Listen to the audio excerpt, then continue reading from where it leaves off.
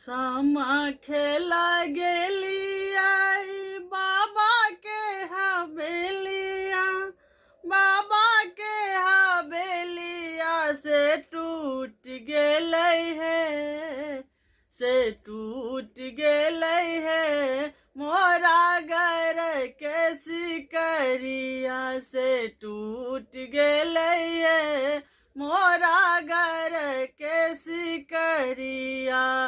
सामा खेला गेली आई बाबा के हवेलिया, से भैया के हवेलिया से टूट गेलै है, से टूट गेलै है मोरा घर के सिकरिया, से टूट गेलै है मोरा घर के सिकरिया।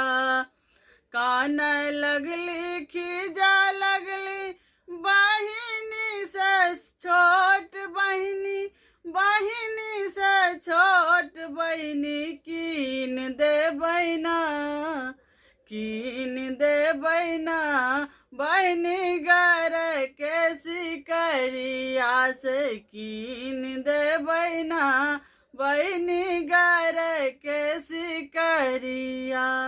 घोरबा चढ़ला अब थिन भैया से बड़का भैया, भैया से बड़का भैया कीन दे बहिना, कीन दे बहिना बहिनी घर के सिकरिया, से कीन दे बहिना बहिनी घर के सिकरिया। सामा खेला गेली आई भैया के हवेलिया से, भैया के हवेलिया से टूट गेलै ना मोरा घर के सिकरिया, से टूट गेलै ना मोरा घर के सिकरिया। जुगे जुगे जीवथु भैया से बड़का भैया, भैया से बड़का भैया और जीवत है भौजोरा वही बात, और जीवत है भौजोरा वही बात। सामा खेला गेली है भैया के हवेलिया की, बाबा के हवेलिया से टूट गेलै ना मोरा घर के सिकरिया, टूट गेलै ना मोरा घर के सिकरिया।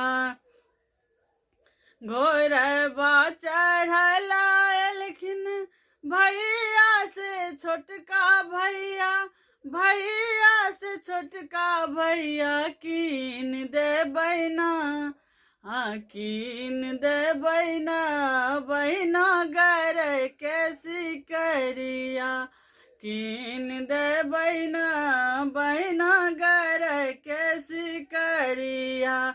जुगे जुगे जीवथु भैया से छोटका भैया, भैया से छोटका भैया और जीवत है हमर छोटे की भौजैया, अही बात रहती है हमर छोटे की भौजैया, अही बात रहत है हमर छोटे की भौजैया।